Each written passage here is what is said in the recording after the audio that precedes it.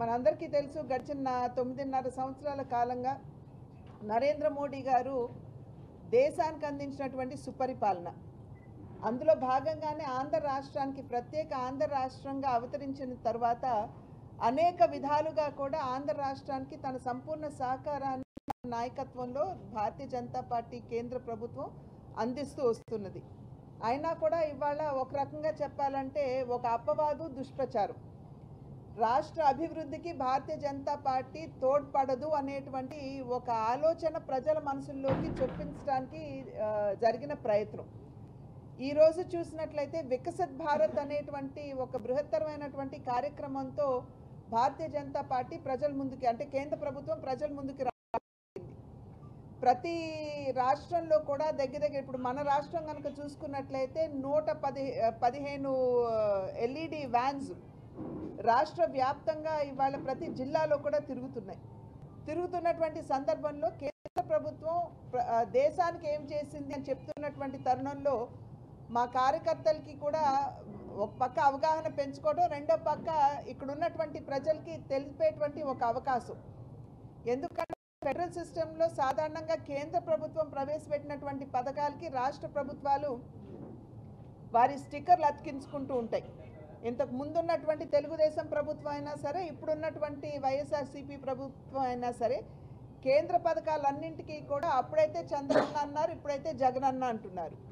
వారి స్టిక్కర్లు అతికించుకుంటున్నటువంటి సందర్భంలో భారతీయ జనతా పార్టీ కార్యకర్తలకి ఇది ఒక బ్రహ్మాండమైనటువంటి అవకాశం.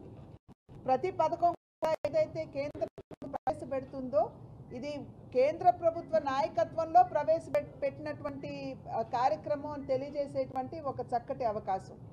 అదేవిధంగా లబ్ధిదారులు ఎవరైతే మిగిలిపోయి ఉన్నట్లయితే, అంటే అర్హులైనటువంటి వారు కార్యక్రమాల కింద మిగిలిపోయి ఉన్నట్లయితే వారిని కూడా అక్కడ కార్యక్రమాల్లో లబ్ధిదారులుగా మనం రిజిస్టర్ చేసుకునేటువంటి ఒక అవకాశం కూడా ఈ వికసిత్ భారత్ కార్యక్రమం కింద ఉన్నది.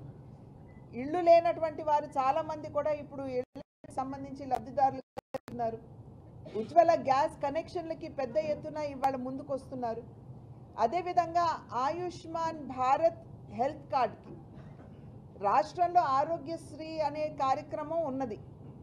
ఆయుష్మాన్ భవ కార్యక్రమాన్ని కేంద్ర ప్రభుత్వం ప్రవేశపెట్టినప్పుడు రాష్ట్ర ప్రభుత్వం మేము ఆల్రెడీ ఆరోగ్యశ్రీ చేస్తున్నాం, మాకొద్దు అనేటువంటి ఒక ధోరణిలో వారు వ్యవహరించారు.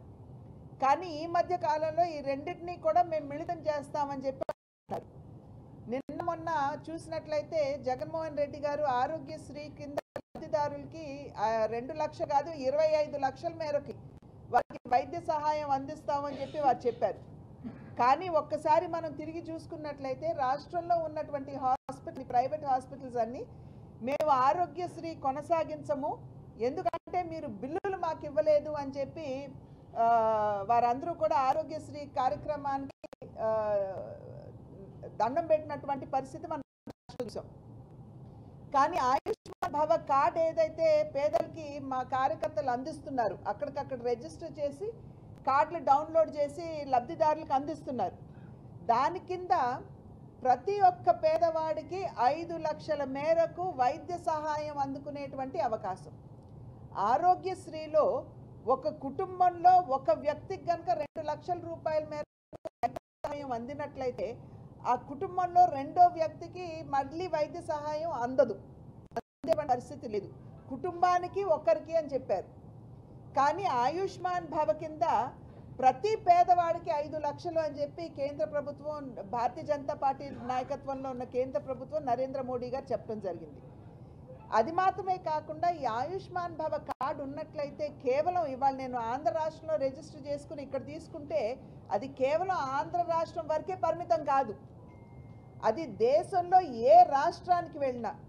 ఇప్పుడు నేను ఏదైనా బయట రాష్ట్రానికి వెళ్తాను, అక్కడ అనుకోకుండా నాకు ఇబ్బంది వస్తుంది ఆరోగ్యపరంగా, అక్కడ ఉన్నటువంటి ఎంపానల్డ్ అయిన హాస్పిటల్కి నేను ఆయుష్మాన్ భవ కార్డు నా చేతిలో ఉండి నేను వెళ్తే అక్కడ కూడా నాకు 5 లక్షల మేరకు వైద్య సహాయం అందుకునేటువంటి అవకాశం. కనుక పేదవాడిని కేంద్ర బిందువు చేసుకుని కేంద్ర ప్రభుత్వం ఈ రకమైనటువంటి కార్యక్రమాలు అనేకం పెట్టడం జరిగింది.